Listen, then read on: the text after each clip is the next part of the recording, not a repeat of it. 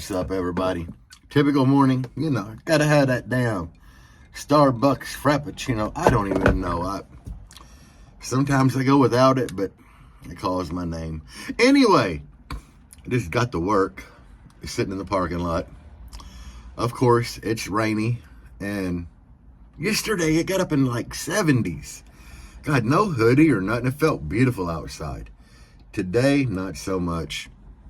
It's like 50 degrees, raining. Supposed to rain tomorrow. That means I ain't gonna be able to get shit done. Probably cold tomorrow.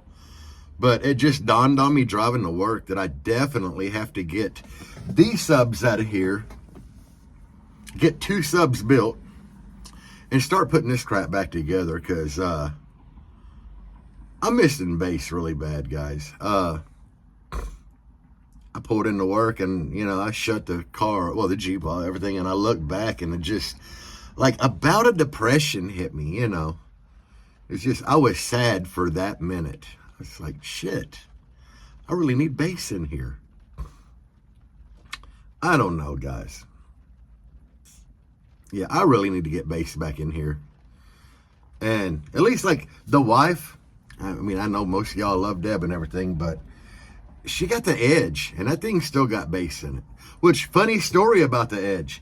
My video about how to do the diodes in the alternator and everything, I did that before I was ever monetized on here. It was one of my first videos ever that I put on YouTube. And it still, gets so many views to this day. Well, the Edge, the voltage has been all over the place, and it just keeps getting worse. Now, if you follow along with, when I got that thing ready to go to sundown, it would just, charge lower, and lower. And we'd have to do all kind of stuff, like shut it off, start it back up, try to get the voltage up.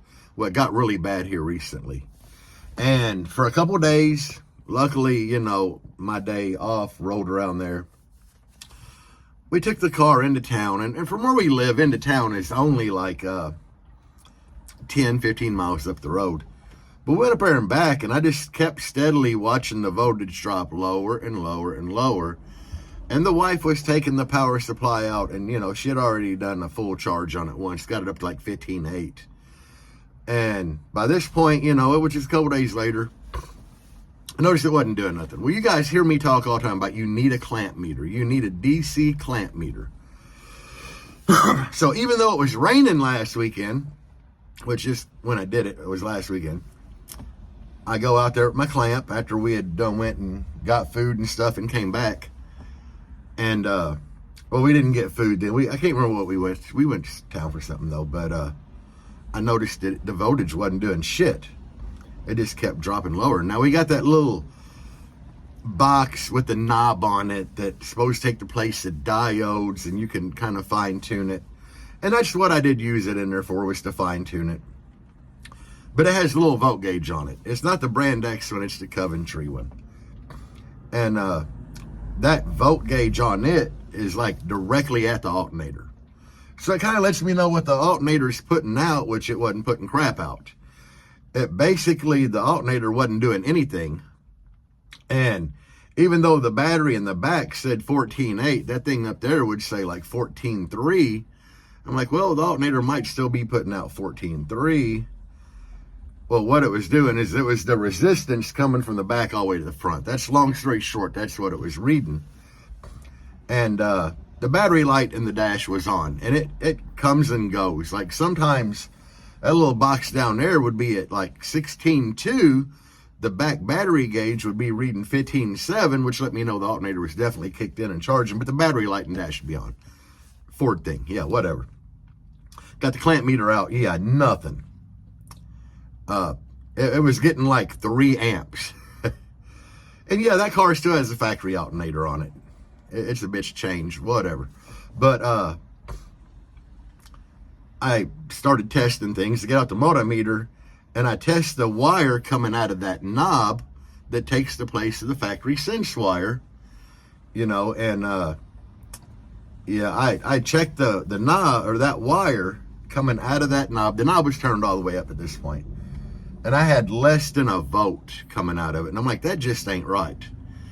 even with that much resistance, you know, we're sitting at like 14.3 on the back battery. It should definitely be getting more than like less than a volt. So I wound up taking that knob out of the equation. I just basically taped that wire up, put it to the side, got the factory sense wire back out, hooked it up, started the car up, battery light goes off, we're charging. And I checked the factory sense wire and it was at like 14.2. So anyway, what I wound up doing, I wound up putting 3 diodes in between, you know, in the sense wire like you're supposed to. Took that little under the hood knob out of the equation, and the Edge has been charging great, guys. Like, I drove it last Monday and it literally stayed at like 15.7, 15.8 the whole time. It ain't doing the wonky stuff where it just shut itself down. Now there is a high variance in with that smart charge causing it to do some weird stuff. Like at one point, I think it got down to 15.2. But, you know, later on, it would jump right back up to like 15.6. So it's been staying really well in the 15s. Just thought I'd give you guys an update if you have some wonky stuff happening where the charge high, charge really low. It just like that. Like with that knob hooked up in there, I guess something happened to it. Because it would be charging like really good. We're talking like the meter on that box, which is directly tied to the alternator, it would be at like, you know, 15.9, and it would drop down to like 14.8, which is really weird, and taking it out of the equation fixed it. But yeah, that lets you know a couple things. If you have that happen, just try diodes by themselves. But at the same time, guys, you need a clamp meter. I can't stress that enough. That thing saves me so much trouble, because if I wouldn't have had a clamp meter, I wouldn't have known what was going on with the alternator. You know, I was able to clamp it and see it was only putting out a couple amps. And then when I put the factory sense wire back together, no diode, you know, it jumped straight up to like 70 amps. And then with all the diodes in there, which is going to make it charge higher to try to bring the C-Max in the back up, out of that factory Ford Edge alternator just sitting there idling, I got like 142 amps, I think, out of it, sitting there idling. So it's a pretty decent little alternator for a Ford Edge, for factory. And that one's like from AutoZone. But anyway, guys, I don't know what I'm going to have for you this weekend. Today's Saturday. Tomorrow's starting my day off. We're going to try to work some more on Deb's door panels. Got some pretty killer ideas for those. But they need more fiberglass and stuff. And then I'm going to try in here and pull all these subwoofers out if it ain't too cold and get this enclosure ready with the speaker terminals going out the side. Because I need to get this thing back together, guys. I'm really missing it. I'm sure a lot of you understand if you like have a bass ride that you drive daily and then you don't have no bass, it just kind of like, it'll start bringing on bouts of almost like depression, and that's what I'm dealing with right now. I really miss the bass, and these mids and highs in here are super, super loud when I turn it up, to where they like really, it irks my ears a little bit. And usually it don't bother me if I had the bass in there with it, you know. The bass kind of knocks some of them like waves coming off of them horns and stuff like away, I think. I think that's how it works. I'm not even 100% sure if that's how it works, but in my head, that sounds correct.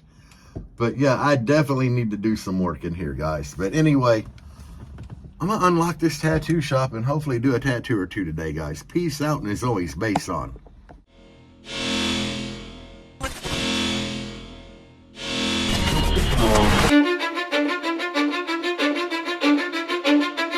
Cause I don't give a fuck what you say.